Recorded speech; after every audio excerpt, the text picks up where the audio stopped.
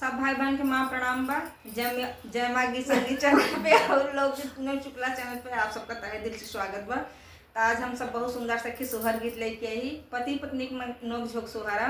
जब पति बाहर जाते हैं परदेश कमाए बिन और तब भेज बदल के बहुत साल के बाद घरे लौटत हैं, सोचत हैं अपने पत्नी की थोड़ा परीक्षा ले देखी चरित्रवती हैं कि ना हैं, हमारे पीछे का करत हैं। उही के ऊपर सोहर गीत बा और लास्ट तक सुनी कि पत्नी अपने धर्म पर उतरी खरी हैं कि ना उतरी हैं। और सुनाई आप सब आगे। छोटाई पेड़वा ढाकुलिया तप बन गहबर हो। छोटाई पेड़वा ढाकुलिया तप बन गहबर हो। बहिनी से ही तरे ठाढ़ी शीतल दे मन हो। बहिनी से ही तरे ठाढ़ी शीतल दे मन झांखाई हो। बहिनी से ही तरे ठाढ़ी शीतल दे मन झांखाई हो। घोड़वा चढ़ल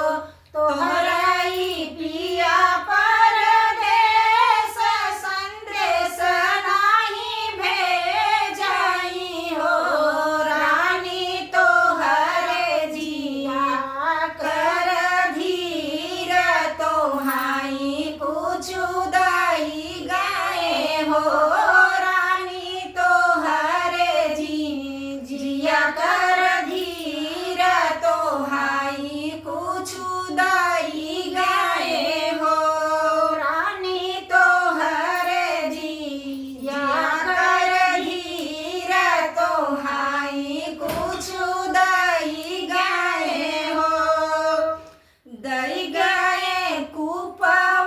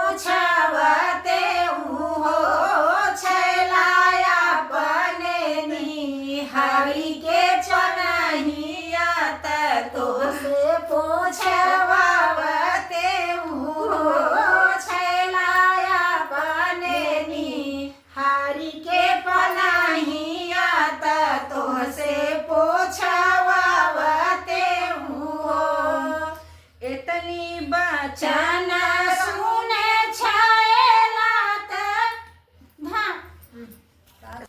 इतनी बचन सुने राम त घोड़ा से उतरी जाए हो इतनी बचन सुने राम त घोड़ा से उतरी जाए हो रानी लेहू गंगा जी के नाम चलहू घर आपना हो रानी लेहू गंगा जी के नाम चलहू घर आपना हो। तो भैया रे देखत गया लास्ट तक कितना परीक्षा लेन ओकर पति भरमान ओकर बाद कहना चला घरे हो गए तू पास हो गया पत्नी पास हो गई।